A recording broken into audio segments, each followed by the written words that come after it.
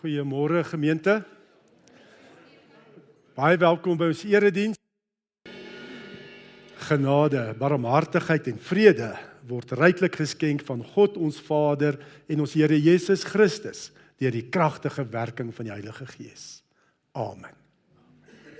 Ek sluit aan dan by Laas Sondag en wat ons ook die Haiti en dan ook vanoggend verder gaan met deel 2 om te volhard, net te volhard met die hulp van die Here. En ek wil maar net noem, as ons lees 2 Timoteus, ons gaan 2 Timoteus 4 vers 1 tot 18 lees, maar as jy sommer die begin van 2 Timoteus 1 vers 5 staan daar, sê, en Paulus skryf hier die hele brief om Timoteus aan te moedig om te volhard as geloofsatleet tot hy die wenstreep bereik. En hy begin dan en sê hier in 2 Timoteus 1 vers 5, ek dink ook aan jou opregte geloof, dieselfde geloof wat al in jou ouma Louise en in jou ma Eunice was. En wat daarvan sou ek oortuig ook in jou is. Hier sien ons hoe kragtig die Here Timoteus se ouma en ma gebruik het om hom na Jesus te lei en hom groot te maak in die vrese van die Here. Hoe belangrik ma's is, oumas is. En selfs ook in 2 Timoteus 3 vers 14 sê Paulus ook, maar jy bly wat jy geleer het en wat jy vasglo. Jy weet tog wie jou leermeesters was, né? Sy ouma, sy ma, en jy ken van kleins af die Heilige Skrif. So die Heilige Skrif, Timoteus sy ouma en ma het hom geleer uit die woord. En daarom was hy ook 'n gelowige gewees. En is kosbaar, né? Die moeders in ons gemeente. En dan wil ek nou lees 2 Timoteus 4 vanaf vers 1. Ek lees uit die 83 vertaling. Ek beveel jou voor God en voor Christus Jesus wat die lewendes en die dooies sal oordeel. Ek beveel jou met die oog op sy koms en sy koningskap. Verkondig die woord, hou daarmee vol, tydig en ontydig, weerlê, bestraf, bemoedig, deur met alle geduld onderrig te gee. Want daar sal 'n tyd kom wanneer die mense die gesonde leer nie meer sal verdra nie. Hulle sal hulle eie begeertes volg en vir hulle leermeesters bymekaar maak wat net sal sê wat hulle graag wil hoor. Hulle sal die waarheid nie wil hoor nie en hulle tot verdigsels wend. Maar bly jy in alle omstandighede nugter, verdra lyding, doen jou werk as verkondiger van die evangelie. Voer al die pligte van jou bediening uit. Wat my betref, ek word al reeds as 'n drankoffer uitgegiet. Die tyd van my dood is voor die deur. Ek het die goeie wedloop afgelê, ek het die wenstreep bereik, ek het gelowig end uit volgehou. Nou wag die oorwinnaarskroon vir my, die lewe by God.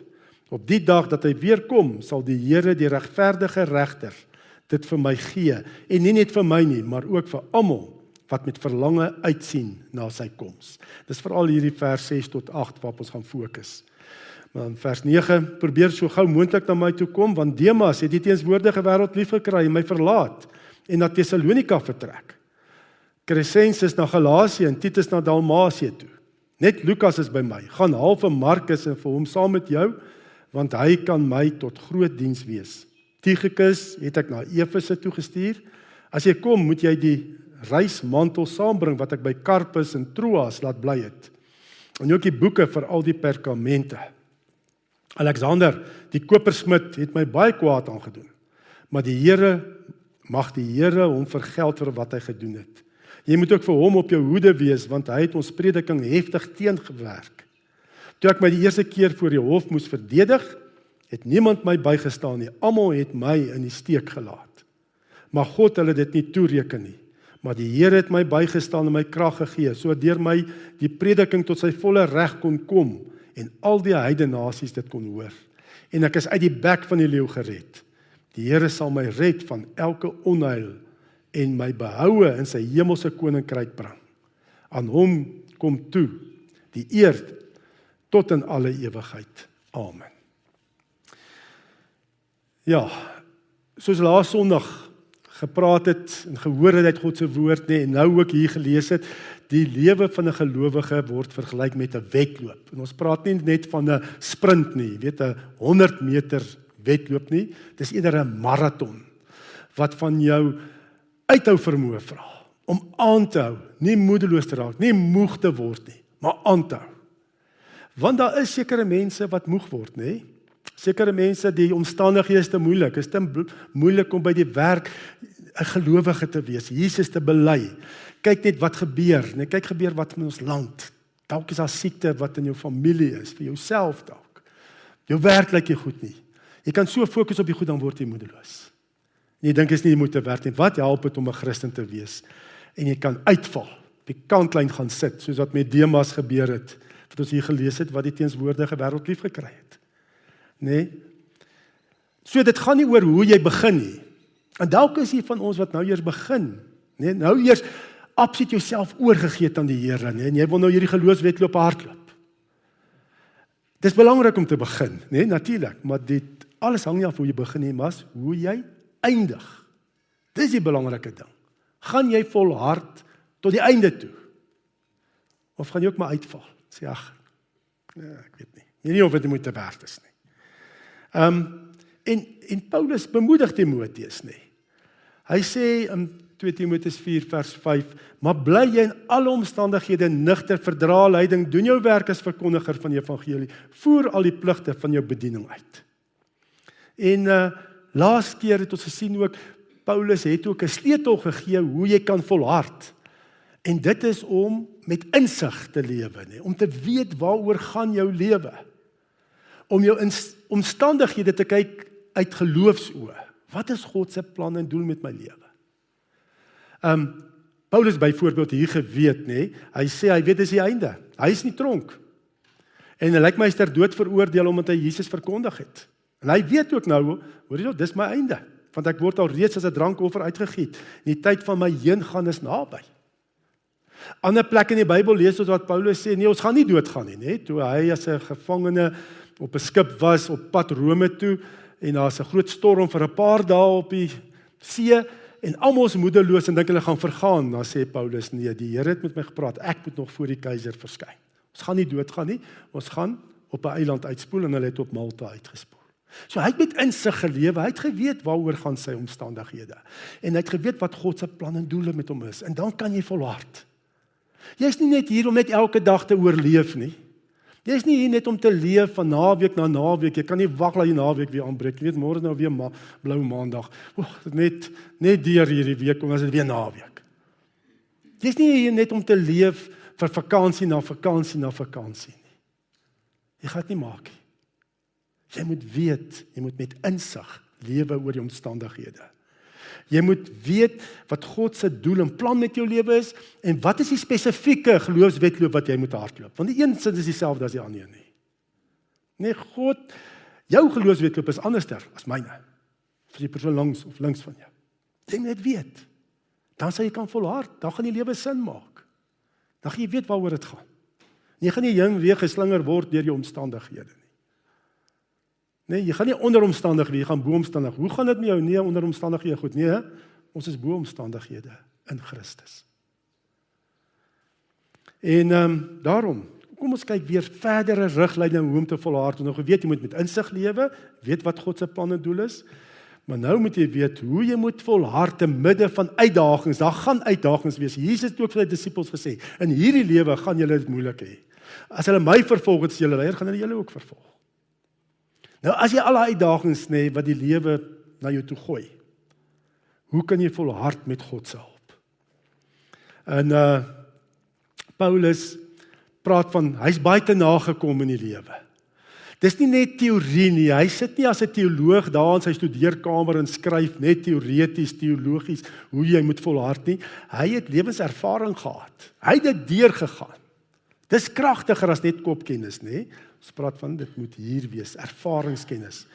Hy skryf in 2 Korintiërs 11 vers 23 tot 26 en ek glo nie een van ons hier het dit deurgemaak nie. Al deurgemaak nie.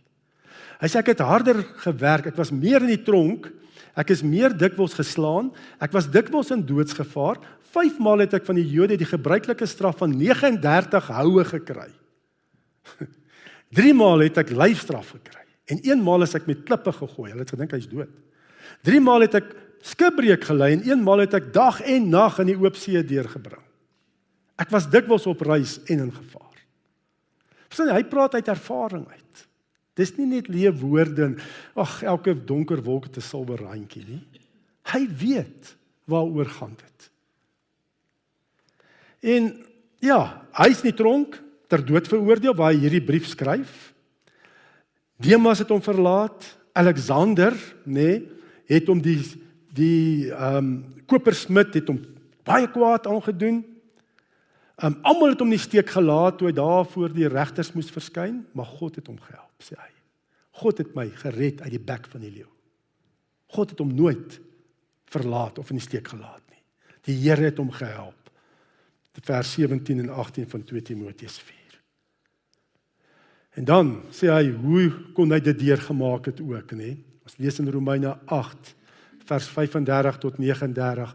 Wie sal ons skei van die liefde van Christus? Verdrukking of benoudheid of vervolging of honger of naaktheid, gevaar of swaard? Soos geskryf is, om U ontwil word ons hele dag gedood. Ons is gereken as slagskape, maar in al hierdie dinge is ons meer as oorwinnaars deur hom wat vir ons lief gehad het.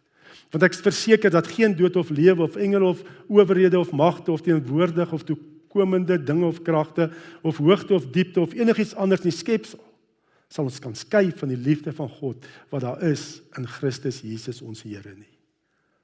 So wat laat jou volhard te midde van te nakoming dat mense jou onregverdig behandel? Die liefde van die Here.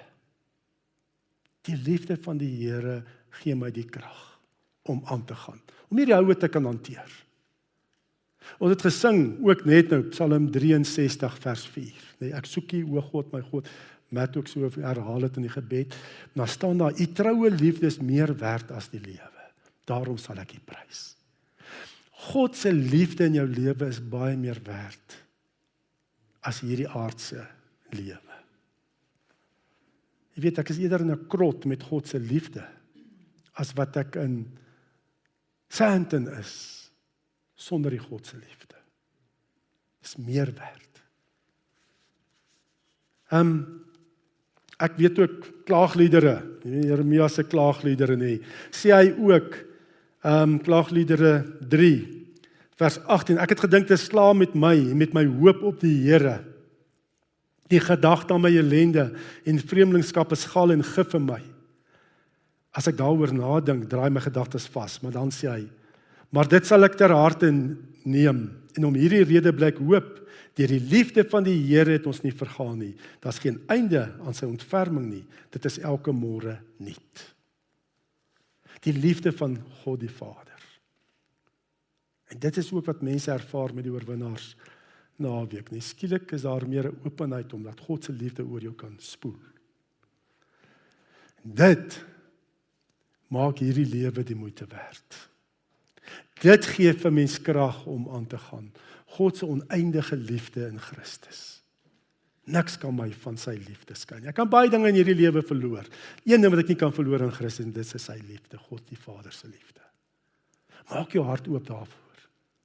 Fokus hierdie week. Sê Here, gee my opnuut 'n nuwe openbaring van die liefde vir my. En bly net so 'n bietjie stil en wag op die Here. Dit is so die moeite werd. Niks was vir God te veel om jou sy kind te maak. Niks. Hy skruis toe. Hy's gespot. Alles deurgemaak dat jy sy liefde kan ontvang. Dan kom ons kyk nou nog 'n bietjie paar uitdagings wat 'n mens het as 'n geloofsatleet.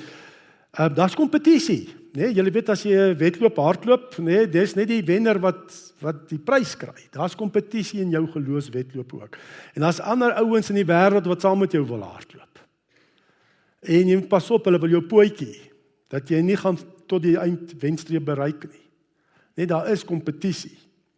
Daar's teenstanders wat jy wil pootjie. En Paulus het meegeding teen die beste atlete van die destydse wêreld. Het hy meegeding op sy geloofswedloop. Daar was baie ouens wat hom wou keer. En as ons dink aan hierdie kompetisie wat jou wil pootjie en dat jy nie volhard tot die einde nie, dan is dit afgodery. Hy het in 'n wêreld die evangelie verkondig waar daar vers klomp afgode is. Nee, elke ding is omtrent aanbid. En in Handelinge 19, as jy Handelinge 19 lees, daar opstand, hy het die evangelie begin verkondig, en mense het gekom tot Jesus, en toe is daar 'n silversmid in Efese, Demetrius. Hy het sulke afbeelding van 'n tempel van Diana gemaak, nee, sulke afbeelding van die tempelbeeldjies, en hy het begin klandisie verloor. Hy het besigheid verloor, want mense het nou nie meer vir Diana aanbid nie, nee, die tempel van Artemis. En toe het hy 'n opstand bewerk daar teen Paulus. Sê hierdie Paulus maak dit moeilikheid hierso. Ons Efese, Diana is ons God. Nou wil hy ander goed kom, nee, en daar was 'n opstand gewees. Ons lees ook hier, weet hoe hy, daar was 'n klomp afgoderry, en dis vandag ook. Is daar 'n kompetisie? Ons leef nie in 'n wêreld waar net Jesus aanbid word nie. Ons weet dit, nee. Ek vat hier by die Burger Hoërskool byvoorbeeld. Toe ons daar by mekaar kom om te bid na daai voorval met die onderwyser, toe daar een juffrou gekom, nee, en sy's 'n pagan, en sy het gesê, sy daar by ons 'n draai gemaak en sê sy sit ook daar na kar en bid vir haar God en so. Ek wou gesê, wat soek jy? Weet, jy moenie hier wees nie. Jy aanbid afgode. Sy het blykbaar het ons ook gehoor, een opening in die personeelkamer het sy gevra of sy kan open, en sy het met tarotkaarts geopen. En ons weet ook hoeveel afgode, en ook sangomas daar werksaam is daar in die skool, voorvadergeeste aanbid word. Dis die wêreld waarin ons leef. Dis nie soos ek op Brits, die vorige bedeling, daar het ons gefight as jy nou dopper of gaatjie ponder of en wat klap, weet wat ook al is nie. Verstaan jy? Hier is dit anderster. Hier is werklik kompetisie. En pas op vir afgoderry. Pas op om te dink ons almal aanbid dieselfde God, elkeen net op sy eie manier. Dis 'n leuen uit die diepte van die hel. Daar's net een weg na die ware God. Dis Jesus Christus. Moenie val vir afgoderry, want mense hulle sê hulle is so goeie mense. Nee, en die moslems kan goeie mense wees, nee? Maar dis nie goeie mense wat hemel toe gaan nie, is gelowiges wat hemel toe gaan. Angus het dit altyd gesê. So pas op vir hierdie kompetisie. En dan ook, daar is nog 'n ander afgod waarmee ons almal maar 'n bietjie worstel, nê? Onthou, en dit kan ook maar wees, veral vir ons, kan dit dalk wees Mammon. Jy kan nie God en Mammon aanbid nie. Of jy aanbid jouself, nê? Eie sinnigheid is so goed soos afgoderry. Waar jy jouself in weet sê, maar ek wil doen wat ek wil doen. Ek weet die Here sê dit in sy woord, nê, maar nee, ek wil doen wat ek, en jy doen met voorbedagte rade gaan doen jy die verkeerde. Nee, dit is afgoderry, by jouself verhef. Sê ek is die Here van my eie lewe. Daarom, en julle weet waantoe humanisme, aborsies en al daai goed wat plaasvind. Dan is daar nog mense wat Paulus wou doodmaak. Nee, nog 'n kompetisie in jou geloofswedloop is vrees. Ek kan dalk doodgaan. Pas op vir vrees. Of ek gaan dit nie sê nie, ek gaan eerder stil bly want hulle kan my uitskuif. Of ek kan my werk verloor. Daarom gaan ek eerder stil bly as 'n Christen en 'n 007 vir Christus probeer wees. Nee. Dis kompetisies waar is, nee. Daar is nie meer vrees nie. God het ons gelukkig sy gees gegee. En wat se gees is dit? 2 Timoteus 1:7 vroeër in die boek. Die gees wat God ons gegee het, maak ons immers nie lafhartig nie, maar vul ons met krag en liefde en selfbeheersing. Dis wat in jou is. En laat die gees ook manifesteer uit jou lewe. Nog 'n mededinger kan wees, selfs medegelowiges, nê? Van my eie mense kan 'n mededinger wees en wat my kompetisie en wat my teestaan om my geloofswedloop te hardloop. Paulus praat in sy 1 Korintiërs brief, 1 Korintiërs 3. Party mense het gesê, weet hulle het hom vergelyk, Paulus vergelyk met Apollos en daar was ook 'n prediker Jesus gewees. Dit is nie Jesus Christus nie. Die een het gesê ek is vir Apollos, ek is vir Jesus, nee, ek is vir Paulus. Nee, nou begin ons met mekaar mee te ding. Nee, mekaar, want ons is jaloers op mekaar en pas op, dit gebeur baie keer in kerke ook. Dat mekaar begin kompeteer, nê, en daai kerk is so en hierdie kerk is so en my kerk is so. Ons werk in die koninkryk. Pas op vir hierdie kompetisies. Op 'n stadium moes Paulus selfs vir Petrus berisp in die Galasiërsbrief, toe hy nie meer saam met toe daar Christene kom, gelowiges kom van Jerusalem, en hulle is besny, toe wil hy nie meer saam met die onbesnedenes eet nie, wat ook gelowiges is. Ons moet in hierdie geloofswedloop die kuns leer van hernuwing om te rus en versterk te word te midde van al hierdie kompetisies. En dit is belangrik ook dat jy ook liggaamlik hernu sal word. Sal rus, versterk te word. Want as jy jouself uitbrand, dan word jy vinnig 'n lafaard. Dit is net so. As jy nie geslaap kry nie, as jy aan mekaar werk, as jy nie kan grense stel nie, en dan word jy vinnig geïrriteerd en jy raak 'n lafaard. En daarom, Gert, praat ek van eers pakeraan en dan ontbyt en dan gaan skoonmaak. Ons moet leer, jy moet ook kyk, jy moet leer om genoeg te slaap, gesond te eet en genoeg te oefen. Dit is belangrik.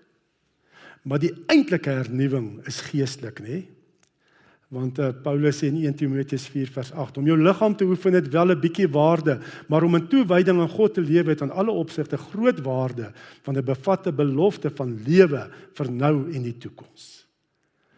So hernu liggaamlike kragte, maar ook geestelik veral. Belangrik dat ons hier by mekaar kom versterk, tyd met God te spandeer. Die woord te lees elke dag, te bid en vir die Here te vra, Here hernu my, vernuwe my, versterk my, dat ek sal uitgaan in die geloofswedloop wat U vir my gegee het, sal hardloop. So belangrik elke dag. Dis nie 'n wet nie, maar ek dink, vir my ervaring, ek moet elke oggend, voor ek die dag begin, eers stil raak, tyd met die Here spandeer. Party mense sê in die aande raak ek aan die slaapsak bid. Maar die oggend, voor ek daai dag gaan. Ekskuus, hierdie is sommer net 'n Stefan reël, dis nie vir ons die woord nie. Maar voor ek die dag begin, Here, eers stil staan by U. Kom versterk my vir die geloofswedloop.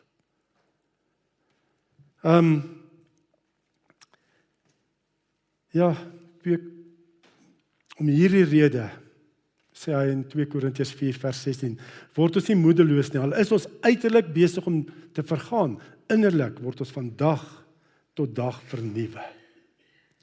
Dit is, so jy kan self swakker word, maar jy moet groei in jou geloof, en jy word jonger in die gees. Dis wat gebeur.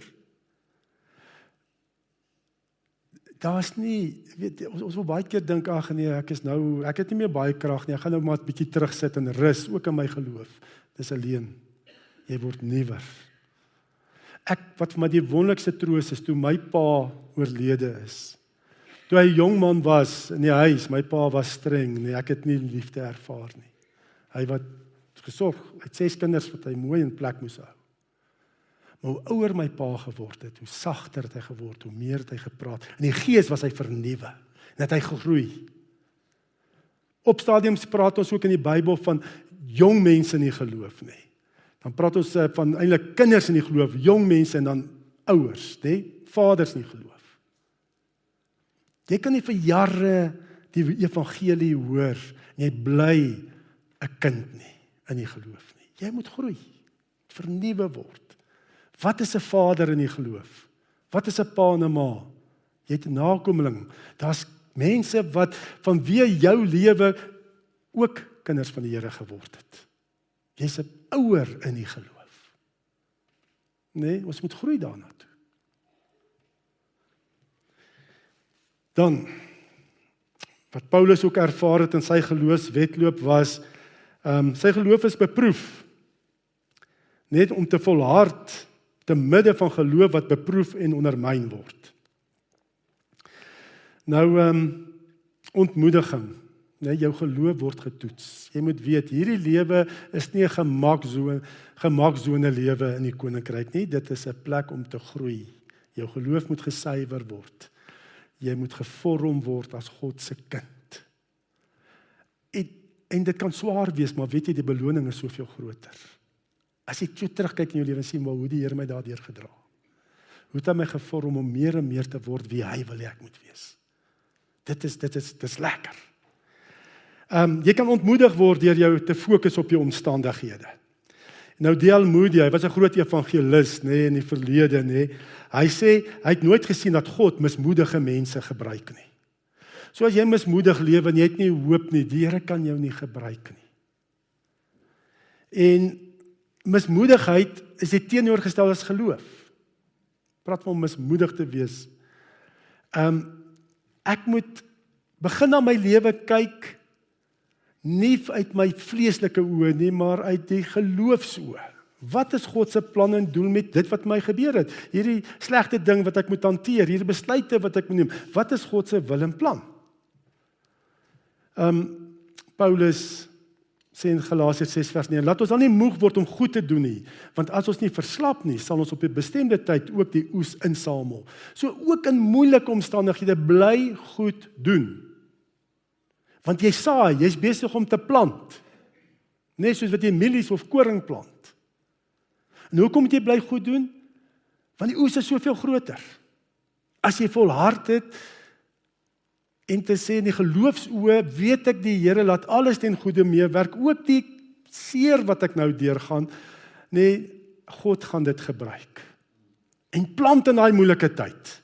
Bly goed doen wat die Here sê in sy woord. Moenie doen wat die wêreld sê, of wat jou omstandighede dink, jou vleeslike, wat is die beste nie. Bly plant deur goed te doen, om te lewe volgens God se woord.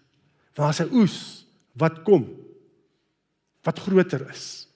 As jy tog 'n mieliepit in die grond sit, dan verwag jy net 1 mieliepit terug, nie? Jy wag 2 of 1 of 2 koppe terug met 'n klomp pitte. Daar's 'n oes wat kom. Dis jou rede vir goed te bly doen. Daar's 'n veelvuldige oes wat kom. Dis geestelike saad wat jy saai, veral wanneer dit swaar gaan en jy bly die regte ding doen. Oes is op pad. Ek het al gesien ook, dit voel vir my nou wat ons die profetiese woord gekry het. Oes is op pad. Ek ervaar dit op verskeie vlakke. Ons gemeente het al lank al gevra vir mekaar, hoe kan ons 'n verskil maak in die gemeenskap, En ek is besig, ek ervaar die oes kom in. Ek ervaar dit daar by skool, Ek ervaar dit by genadesentrum. Ek ervaar dit met die uitreike na ons gemeenskap. Oes is besig om in te kom. Ek loof en prys die Here daarvoor. Daar was al jare wat ons sê het, maar ons wil 'n verskil maak. En daar was nie groot oes nie, maar ek voel is nou die tyd. Kom ons bly volhard, die oes is besig om in te kom. En God talm baie keer, want hy wil hê jy moet groei. Jou geloof moet groei, jy moet versterk word. Dis teen hierdie kidslewe van vandag, alles moet kits kos. Ek kan net sien, as jy moet net nie op Woensdag Wacky Wednesday gaan koop nie. Jy gaan wag en almal raak kwaad. Ons is gewoond kids, dit moet net so gaan. Maar alles wat die moeite werd is, kom met tyd. Dit is maar net so. Ou David, die idee aan Michelangelo het nie David beeld in 'n maand gemaak nie, net met 'n paar hamers slaan nie. Dit om 3 jaar gevat. Om 'n meesterstuk te skep. En God is besig om meesterstukke van ons te maak. Hy wil ons vernuwe na die beeld van Jesus. En dit is nie kits nie. Dit is soos om 'n meesterstuk, dis jy moet werk, dit vra tyd. Die Here is besig met jou. Daarom talm, voel dit vir ons hy talm, maar hy's besig om jou te versterk en jou meer en meer te vorm, van al die onsuiverhede weg te kry. Ons is God se meesterstuk in Christus. So, om mismoedigheid te werk, moet jy 'n keuse maak. Onthou 3 dinge om mismoedigheid in jou lewe te werk. Onthou God se goedheid in die verlede. Kyk terug hoe die Here jou al gebring tot hier toe. Onthou van dinge wat die Here jou gered het en jou deurgebring het. Kyk terug en onthou. Tweede ding is God se teenwoordigheid. Raak bewus van God se teenwoordigheid. As dit moeilik gaan, raak stil voor die Here, maak tyd. Moenie dink jy moet weer net werk. Nee, as God die huis nie bou nie, te vergeef dat ons so rondhardloop en so gesweet. Raak bewus van God se teenwoordigheid. Laat sy liefde oor jou spoel. Die derde ding wat jy moet onthou is God se beloftes in sy woord. En sy grootste belofte is die ewige lewe. Jy het nou al die ewige lewe. Nee, hy sal nie dat jy verlore gaan nie. Hou vas aan God se beloftes in sy woord.